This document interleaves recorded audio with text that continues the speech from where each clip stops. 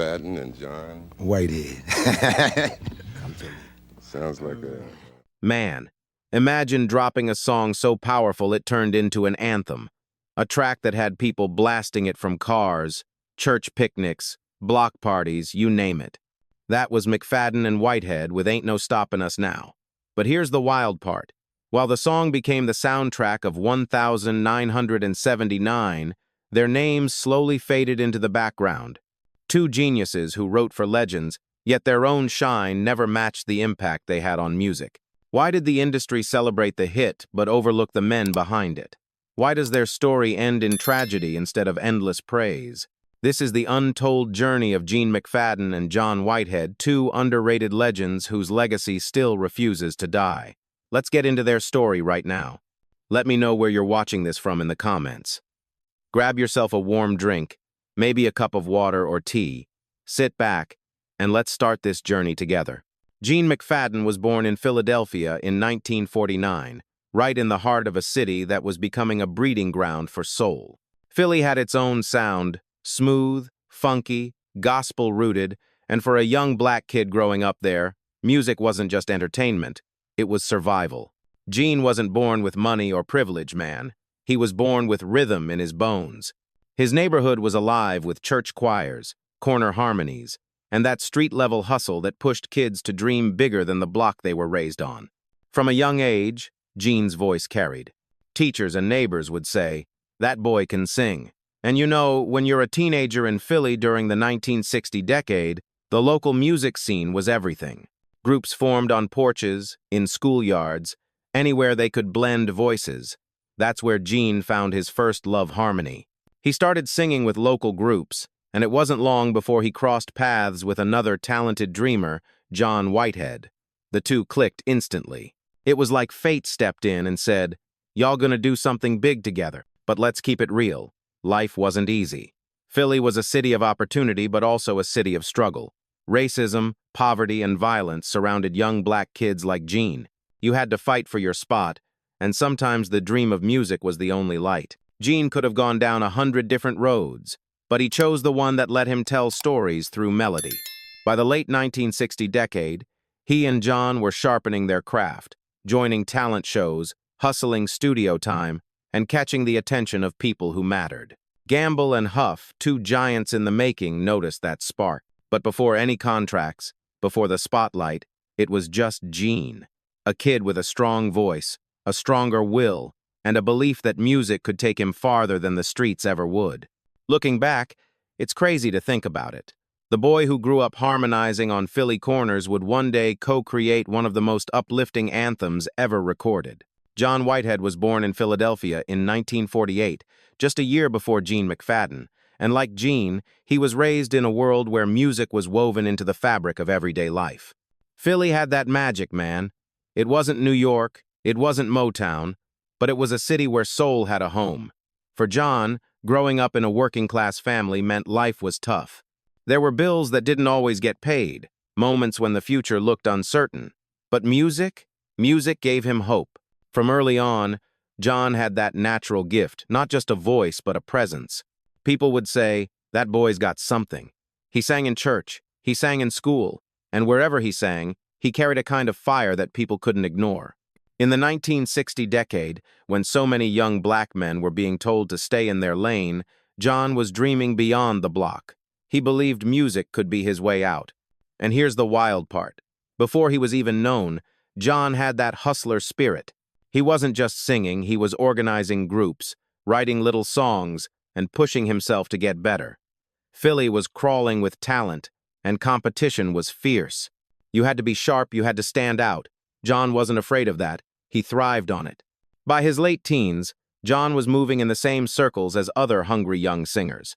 And that's when fate linked him with Gene McFadden. The chemistry was instant. They were both cut from the same cloth, two kids with big voices, big dreams, and no intention of letting their environment hold them back. It wasn't just about singing together. It was about survival, about carving out a future in an industry that rarely made room for kids from their background. Life wasn't all smooth. Philly streets were rough, and John saw friends get caught up in trouble.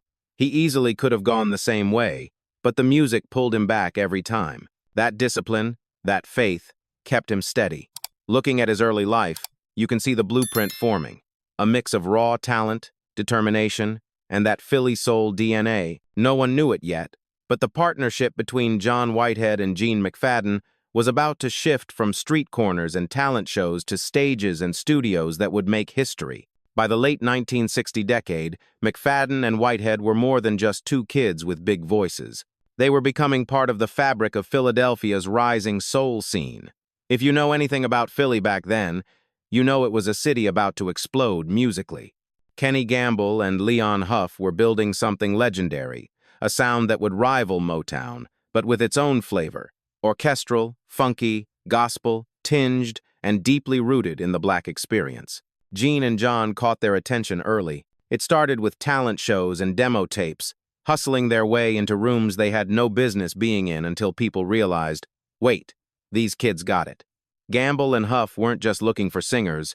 They were building an empire of writers and producers. They needed young blood with fresh ideas. That's where McFadden and Whitehead slid right in. At first, they weren't the stars. They were the workers in the back room, grinding it out, penning songs for other acts. That was the Philly International way. A family of creators, each playing their part. And man, Gene and John brought the fire. They could write melodies that stuck in your head, and lyrics that spoke to everyday struggle and joy. Before they ever had a hit of their own, they were sharpening their swords by writing for others. Philly International became their training ground. Imagine it, walking through those halls, seeing legends like Harold Melvin, Teddy Pendergrass, and the OJ's recording tracks you wrote. That's a kind of validation that pushes you even harder. They weren't just songwriters, they were storytellers. They understood how to capture the sound of the streets, the pain of love, the hope of tomorrow. Still, let's be real. It wasn't glamorous at first. They weren't getting the spotlight or the big money, but they were gaining respect.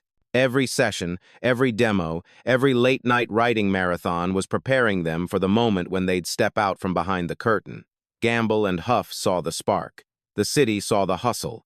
And slowly, McFadden and Whitehead's names started to mean something in the industry. Nobody knew it yet, but these two young men were about to craft songs that would define the era. Once McFadden and Whitehead got in the Philly International system, man, they found their lane quick. These weren't just background guys, they became the go-to team when Gamble and Huff needed something fresh. Their pen game was serious. They could take an artist's voice, their energy, and build a whole world around it. That's rare. They started writing for acts like Harold Melvin and the Blue Notes, the Intruders, and the OJ's. Think about it, these were powerhouse groups already, but McFadden and Whitehead gave them extra fuel. Their songs had this mix, streetwise but polished, funky but heartfelt. They knew how to make you dance and cry at the same time. That was their signature. And let's not forget they weren't just songwriters. They were performers too. In those early years, they formed groups like the Epsilons, even toured with Otis Redding for a short while. That experience? Priceless. Being on stage taught them how to connect with a crowd, how to turn a lyric into a lived moment. They weren't just sitting in a studio scribbling lines, they lived the music. The chemistry between Gene and John was undeniable. They balanced each other out. Gene with his smooth, melodic sense, John with his raw, passionate delivery. Together, they could finish each other's musical sentences. That's why so many producers trusted them, because whatever you handed those two, they made it shine. But here's the underrated part. While their songs were moving up the charts for other artists, their own names stayed in the shadows. The industry was quick to celebrate the performers, not the creators. And McFadden and Whitehead were creators through and through. Still, they didn't complain. They kept stacking hits, building a catalog that was quietly reshaping Philly soul. By the mid-1970 decade, the duo had built a reputation as reliable hitmakers. The buzz in the studio was, if you need a sure shot, give it to McFadden and Whitehead. They were respected, they were feared, but they weren't yet stars. That hunger, that itch to finally have their own record, their own anthem was growing stronger every day. Little did anyone know, their time in the background was setting the stage for a song that would blast them into music history. By the late 1970 decade, McFadden and Whitehead had written enough hits for other people to last a lifetime. But man, deep down, they were hungry. They wanted that one record with their names on it, not just in the liner notes but on the front cover. That chance came in 1979 with a track that would define them forever, Ain't No Stoppin' Us Now. Now here's the wild backstory. At Philly International, there was tension. Gene and John had been told point blank that maybe they should stick to writing and producing, leave the spotlight for others. But that didn't sit right with them. They had seen their songs climb the charts. They had seen crowds react to their music, and they knew they had something to say as artists themselves. So when they went in to cut Ain't No Stoppin' Us Now, it wasn't just about making another party jam, it was a declaration of independence. Legend has it they laid that track down in just one take. One take, man. That's how much energy, how much conviction they had bottled up. The lyrics were simple but powerful, a message of pushing past barriers, shaking off negativity, and celebrating resilience. For the black community in 1979, coming out of a decade filled with struggle and change, those words hit different. It wasn't just music, it was a mantra. The groove was unstoppable. That bass line, infectious. The strings, pure Philly soul sophistication. And when McFadden and Whitehead's voices came in, it sounded like two brothers shouting from the rooftops, telling the world, "We've had enough holding us back, now watch us rise." When the record dropped, it was like lightning in a bottle. Radios couldn't stop spinning it, DJs played it back-to-back at block parties, and families blasted it at reunions, weddings, church cookouts, you name it. In Philly, in New York, in Chicago, the song became the soundtrack of the summer. Even people who didn't know McFadden and Whitehead's names knew that song. The success was massive. #1 on the R&B chart, top 20 on the pop chart, and more importantly, eternal status as one of the great anthems of empowerment. But beyond the charts, it represented something personal. This was the moment Gene and John finally stepped out of the shadows of the stars they had written for. This was their voice, their story. Still, here's the underrated twist. Even with a hit that big, they didn't get the same long-term fame as some of the acts they had written for. The industry loved the record but didn't elevate the men behind it the way it should have. And that right there, that's the bittersweet truth of McFadden and Whitehead's breakthrough, an anthem that shook the world, but didn't guarantee them the everlasting spotlight they deserve. When Ain't No Stoppin' Us Now hit the streets in 1979, it didn't just chart, it took over lives. This wasn't just another disco-era groove. This was a movement. For the black community, especially, the song felt like a badge of honor. It was the sound of resilience, the sound of finally stepping into your power after decades of being told you couldn't. People started calling it the unofficial black national anthem, and to this day, some folks still say that's the only anthem they recognize. That's how deep it ran. Everywhere you went that summer, you heard it. From block parties in Harlem to church cookouts in Philly, from car stereos cruising down Chicago streets to college campuses in the South, it was universal. Even beyond the U.S., the song resonated. In the Caribbean, in Brazil, in London, the groove became a global celebration. It didn't matter who you were. When those horns and strings came in, you felt unstoppable. And the cultural impact? Massive. Politicians used it at rallies, athletes used it as warm-up music, and entire families made it the soundtrack for reunions. It was more than entertainment, it became motivation. People said, "That song got me through tough times. That song reminded me to keep pushing." That's legacy right there. At the same time, it slipped seamlessly into pop culture. George Benson, Luther Vandross, and countless others drew from the energy of that track. Decades later, rappers and R&B singers sampled it, flipped it, and kept the spirit alive. You could hear its DNA in hip-hop anthems, in house remixes, in commercials. The message "we can't be stopped" never aged. Yet here's the crazy part. While the song became immortal, the men behind it didn't always get the same credit. Folks danced, sang, celebrated, but too many didn't know who McFadden and Whitehead really were. It's that painful reality of the music industry. The hit becomes bigger than the people who birthed it. Still, for those who did know, the respect was real. Industry insiders, musicians, and die-hard fans understood that Gene and John had crafted something timeless. It was lightning in a bottle, a once-in-a-generation record that kept their names etched in history, even if the spotlight didn't follow them everywhere. When you talk about breakthrough songs, Ain't No Stoppin' Us Now stands right there with the greatest. And yet, because McFadden and Whitehead weren't pushed as frontmen like other stars, their broader recognition faded quicker than it should have. That's the underrated truth. The culture embraced the anthem, but the world forgot to fully embrace the creators. After the explosion of Ain't No Stoppin' Us Now in 1979, you'd think McFadden and Whitehead were set for life. A #1 R&B hit, millions of people chanting their lyrics, and respect in every corner of the industry, man. That should have been the launch pad for a long career at the top. But here's where the industry showed its darker side. The same machine that helped make them stars also clipped their wings. See, Philly International was built like a family, but it was still a business. And in that business, Gamble and Huff were the bosses. McFadden and Whitehead were grateful for the opportunities, no doubt, but they also felt boxed in. They weren't just writers, they were performers who wanted the freedom to carve their own path. Yet the label had their priorities, pushed the Teddy Pendergrasses of the world, pushed the big groups. And Gene and John?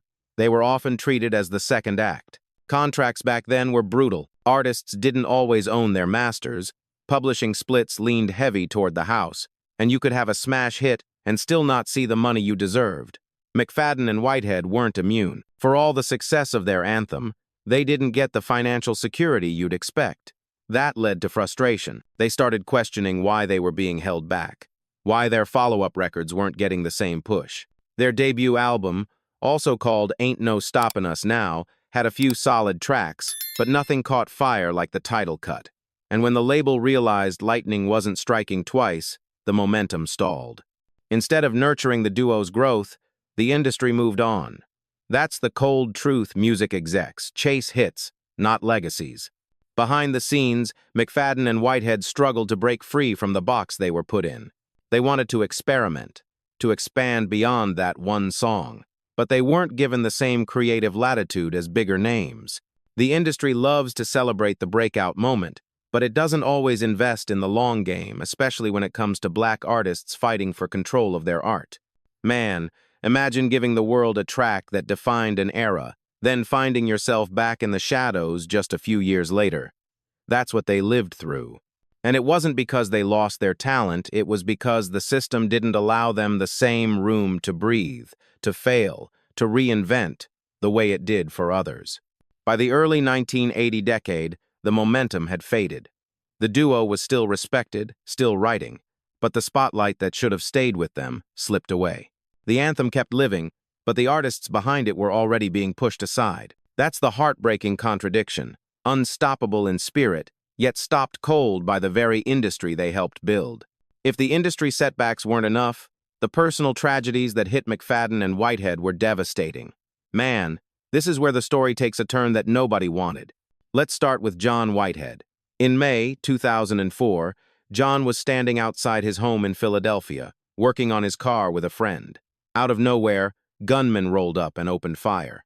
John was shot multiple times and killed instantly. Just like that, one half of the duo was gone. He was only 55. And here's the craziest part: after all these years, the case is still unsolved. No arrests, no justice. It left his family shattered, his community angry, and fans around the world heartbroken. People kept asking, how could a man who gave so much joy to the world be taken in such a senseless way? That wound never healed. Now rewind a bit to Gene McFadden. Gene's battle was different, but just as cruel. In the early 2000 decade, he was diagnosed with liver and lung cancer. This was a man who once filled rooms with his booming voice and unstoppable energy, now weakened by a disease that stripped him down piece by piece. He fought bravely, but in January 2006, at just 56 years old, Gene passed away. Less than 2 years after losing John, the world lost Gene too. The whole duo gone in their mid-50 seconds.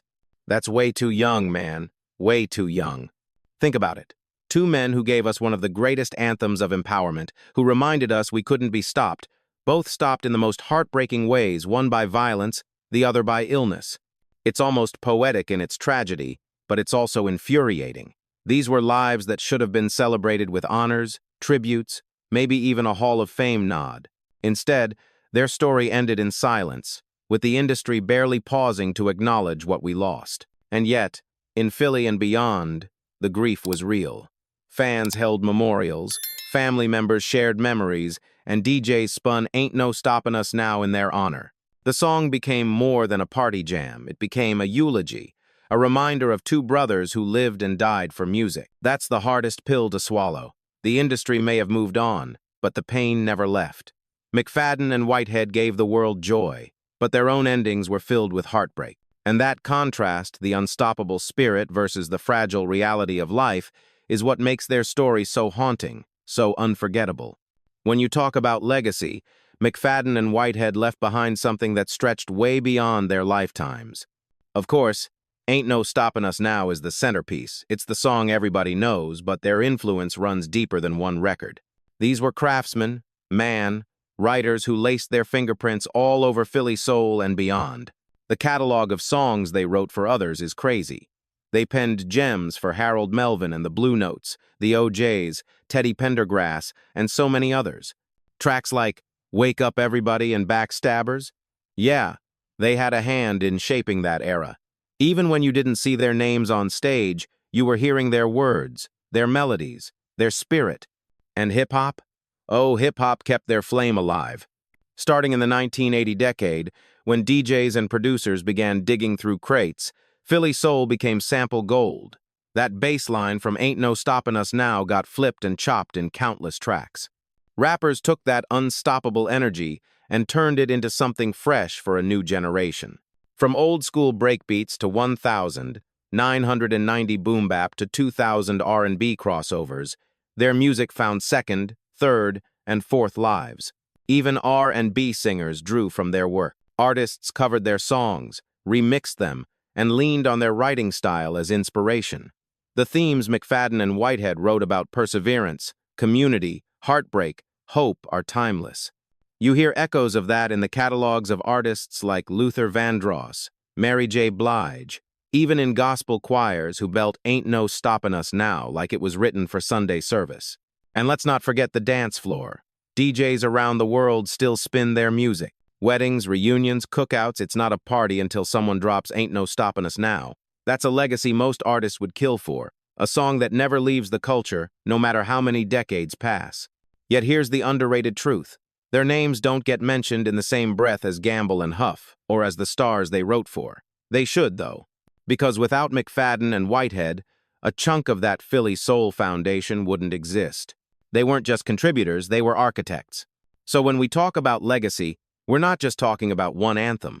We're talking about a body of work that influenced generations, got sampled into eternity, and still moves people every time it comes on. That's power. That's timeless.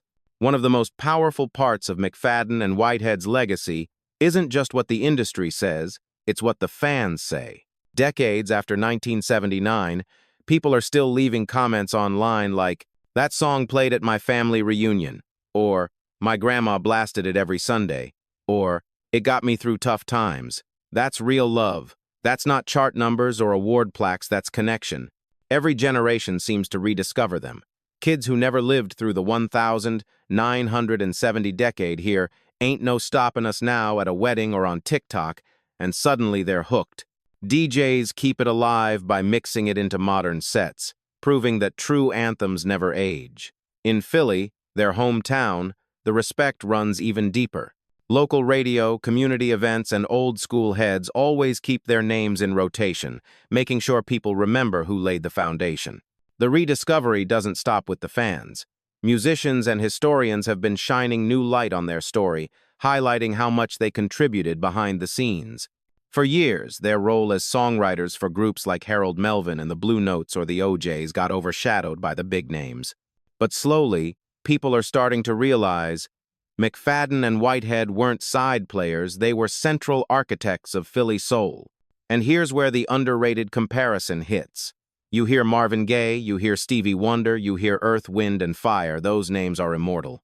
But should McFadden and Whitehead be spoken of in the same breath? Some would say yes. The difference is the machine behind them didn't push their brand as hard. They had the talent, they had the song, but the fame system chose others. That doesn't erase their impact, it just means the recognition never matched the reality. Still, the legacy remains strong because the people won't let it die. Every time someone says, "That's my jam," or every time a DJ drops the record and the crowd goes wild, McFadden and Whitehead live again. They might not be in every Hall of Fame, but they're in the soundtrack of everyday life. That's the thing about being underrated. Sometimes history overlooks you, but the culture, the fans, and the music itself won't. And that's why their story still matters today. Man, think back to how we started this story. Two kids from Philly just trying to make it out of the neighborhood with nothing but their voices and a dream. They wrote hits for legends, then dropped one of the biggest anthems the world has ever heard. Ain't No Stoppin' Us Now wasn't just a song, it was a declaration. It was Gene McFadden and John Whitehead telling the world, "You can't hold us back anymore." And for one shining moment, they stood in the spotlight. But as we've seen, the music industry has a way of celebrating you in one breath and forgetting you in the next. The machine pushed other names to the front, while McFadden and Whitehead's own star dimmed faster than it should have. Add to that the heartbreaking personal tragedies: John murdered, Gene taken by cancer, and you've got a story that's inspiring but also tragic, uplifting but unfair. So here's the real question. Should McFadden and Whitehead be remembered alongside the giants like Marvin Gaye, Stevie Wonder, and Curtis Mayfield? Or do they belong in a different category, unsung architects who shaped the sound but never got their rightful crown? That's the debate. Because if legacy is about cultural impact, about writing songs that people still sing decades later, then these two deserve to be on that list. But if legacy is about fame, awards, and recognition, then maybe history never gave them the credit they were owed. What do you think? Should their names echo louder in the halls of music history? Or is their place as the ultimate underrated legends exactly what makes them so special? At the end of the day, McFadden and Whitehead's story is one of brilliance, heartbreak, and everlasting impact. They came from the streets of Philly with nothing but talent, determination, and a dream. They rose through the ranks as songwriters, gave their voices to other stars, and then carved out their own place in history with a single anthem that refuses to die. Ain't No Stoppin' Us Now still brings people to the dance floor, still lifts spirits, still feels fresh more than 40 years later. That alone is proof of greatness. Yes, their careers were cut short. Yes, their names don't always get mentioned in the same breath as the giants they once wrote for. And yes, their lives ended far too soon, with tragedy shadowing the joy they gave us. But even with all that, their music lives on. That's the true test, right? You can't stop a legacy that keeps breathing every time someone hits play. So when you hear their song at a wedding, a barbecue, or a graduation, remember it's not just a groove, it's a message from Gene and John themselves. A reminder to push through, to celebrate, to believe in something greater. Their voices may be gone, but their spirit is in every note, every lyric, every beat of that record. Maybe history didn't give them all the flowers they deserved, but the culture did, the fans did. And every time someone shouts those words, "Ain't no stoppin' us now," it's like McFadden and Whitehead are right there in the room, smiling, reminding us that their music, their story, and their legacy will never be stopped. Because legends don't always sit on pedestals. Sometimes, legends live on the dance floor, in the hearts of the people who never forgot. And Gene McFadden and John Whitehead, they'll live forever,